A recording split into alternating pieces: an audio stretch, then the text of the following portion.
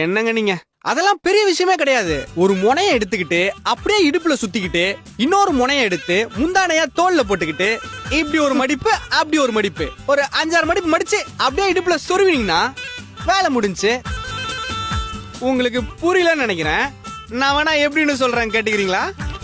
எனக்கு வர கோவத்துக்கு ஒண்ணு கொன்றுவேன். ஏங்க இவ்வளவு கோவப்படுறீங்க? பின்ன ஆம்பளை பையன் நீ இருக்கும்போது நான் எப்படி புடவை கட்டுறது? லூசு மாதிரி புடவை கட்டுறத பத்தி சொல்லிட்டு இருக்க. விட்டா நீயே கட்டி விட்டுருவ போல.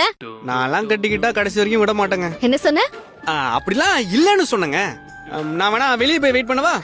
போங்க. பெரிய கெஸ்ட் எல்லாம் வந்திருக்காங்க. அவங்க கூட பேசிட்டு அப்படியே காஃபி குடிச்சிட்டு இருங்க. நான் புடவை கட்டிட்டு கூப்பிடுறேன். நான் வெளியே வெயிட் பண்றேன். எங்க போற? நீங்க தானங்க வெளியே போக சொன்னீங்க.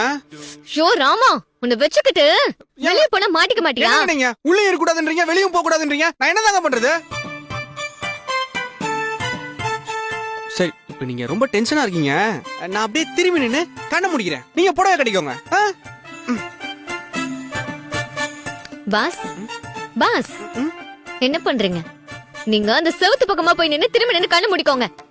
ஏங்க என் மேல உங்களுக்கு நம்பிக்கை இல்லையா? சந்தேகப்படுறீங்களா? நான் கண்ணியமான பையங்க.